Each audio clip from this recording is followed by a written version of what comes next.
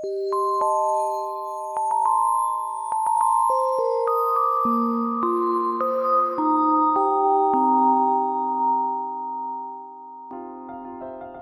the next talk is on, can I change my habits? So the answer to the question, can I change my habits, is definitely yes, I can. It is possible, but it is difficult. There's no question about it. And there is a science behind it. There are many books which have been written on this.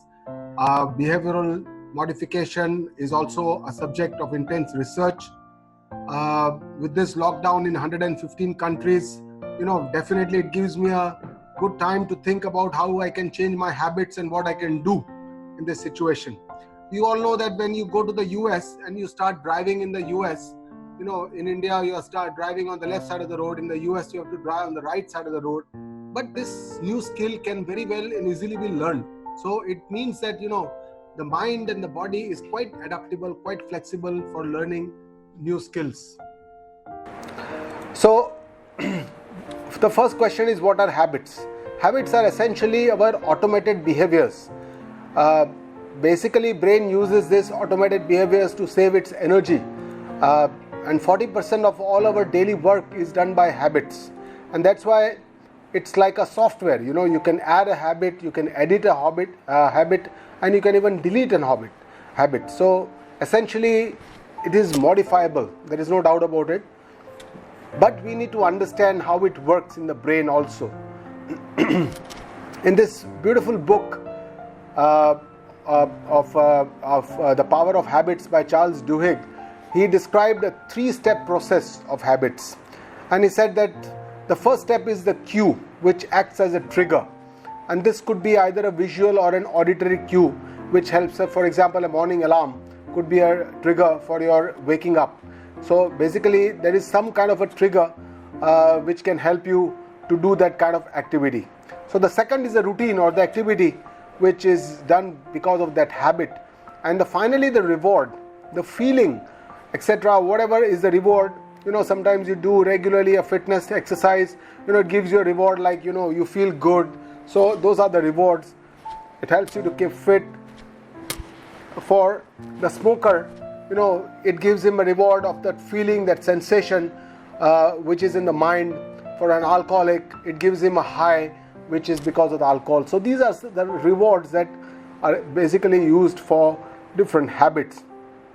So essentially, what Charles Duhigg says is that, you have to keep the same cue and the same reward, but if you can change the routine, then you can change that habit. So it's about the habit or the behavior modification, how you can actually change the routine or change the habit by changing the cue or by changing the reward.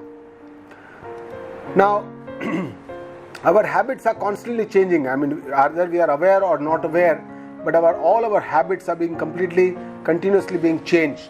The shopping habits are obviously being modified. There is a use of artificial intelligence in the search engines.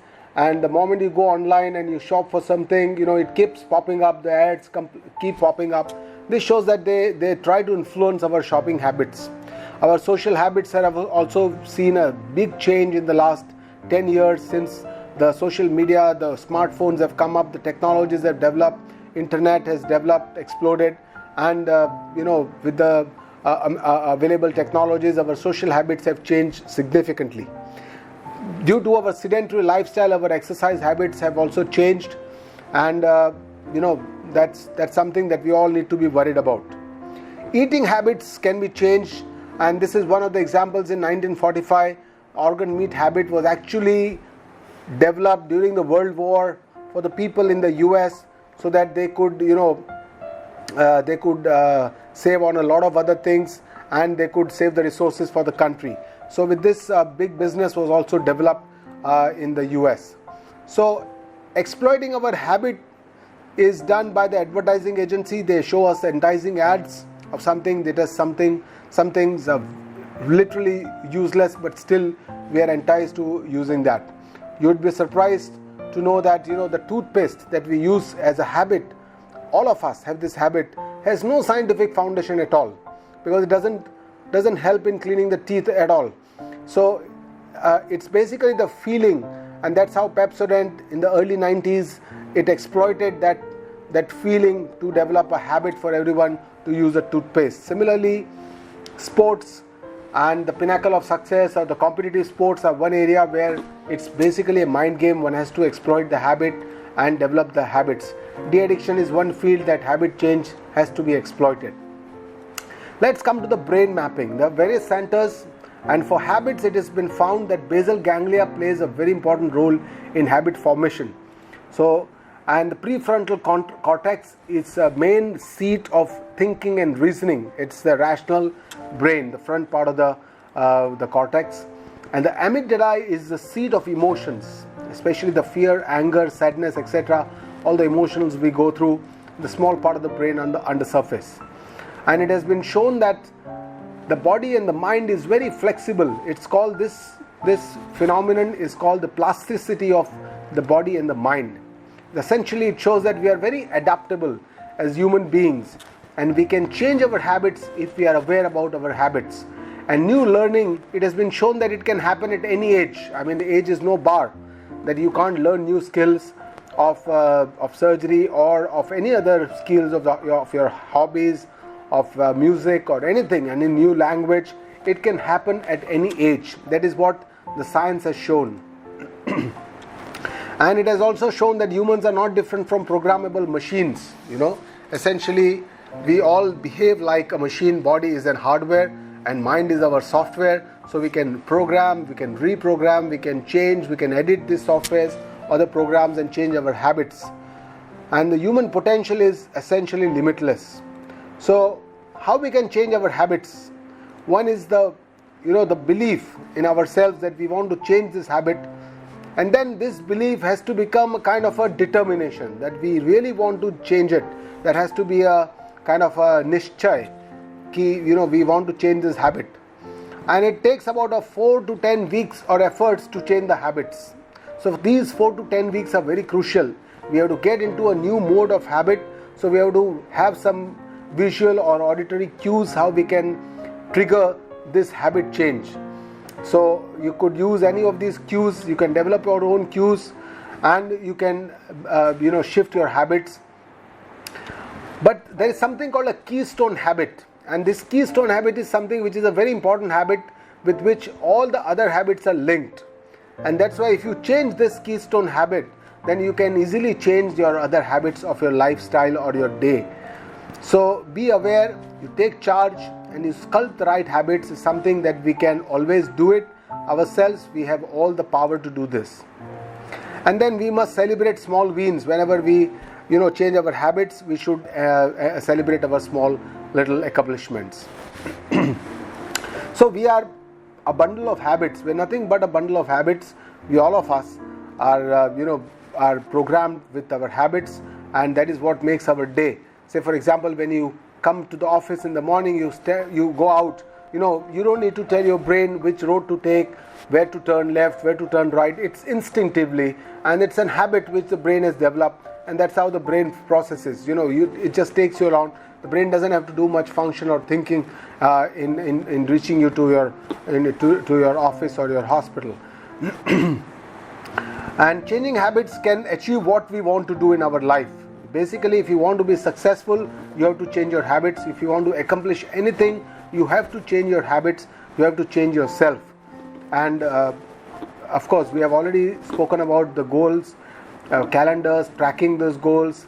And there are several apps available. I use this app called the Habit Bull, which is already free on the web. It for 5 habits, you can track it for free. If you need to track more habits, which I do, I know you have to buy at a reasonable subscription. So there are several such apps available, very good apps available on the internet, which can help you to track your habits. Just like we have our individual habits, organizations also have their own habits. And I'll just take this brief moment to talk to you about Starbucks. From a small coffee shop in California, it became a sensation. 177 countries they are in. They have 1.7 million outlets, and they focus a lot on the training of their employees. The customer service is very important for them, and they use this latte method whenever there is a dispute, the staff are trained that they must listen to the clients, they should acknowledge their dispute or whatever their suggestions, take action and then thank them and then explain why this problem had occurred. So they call it the latte method of training. So essentially they keep training these people, and it is ingrained, these habits are ingrained in the employees, and that's why people go to these outlets to get the same kind of an experience, because the employees have been trained in a particular way. So the entire experience of drinking a cup of coffee is quite refreshing, and that's why people pay in India about 250 rupees or in the US about $5 for a cup of coffee. So that's what is the power of an organizational habit can do to influence the behavior change in people. There's something called the power of crisis, and nobody can teach us or tell us better than what we are going through at this particular stage. And this is a famous statement of Winston Churchill. It says, "Don't waste a crisis." And currently we are going through unprecedented COVID-19 world crisis, and we could take this opportunity to utilize some time, the time to create some healthy individual habits in ourselves, healthy organizational habits, organizations that would think about how they can create better habits out of this crisis rather than letting it go in waste. And countries also have to think how they can change their habits regarding how they manage epidemics, or regarding how they deal with the nature and how they deal with an environment. So we need to do a lot of introspection, all of us, not just individuals but organizations and countries too. So habit tracking can be by the app or by the diary, but there is something called a biological prime time. A biological prime time is the best time for the person, and this is where you could plug in your best or a keystone habit into that area. Something that is most important or the most prioritized for you, you could actually plug in this keystone habit in the biological prime time. So for example, for someone, an early morning time will be a very important time. Is an early bed riser, and that's his biological prime time. So when any creative work that he needs to do, any contemplative work that he needs to do, anything that he needs to do deep thinking about, probably the best time is the early morning time for that particular person. There are some people who are late, in the night they work, and they are most creative at night, so that's the best biological prime time for them. So coming back to the question, yes, I can change my habits. It requires awareness, it requires thinking, it requires to take charge, make an action, start slow and build up on your habits. Keep doing it for a few weeks, because you don't see the results immediately, and you need to keep a discipline and keep tracking your habits. And healthy lifestyle is a very important habit. It's probably one of the best habits that we can develop in our life, and that is what I'm going to start with in the next talk. So thank you very much for this talk. Yes, I can change my habits.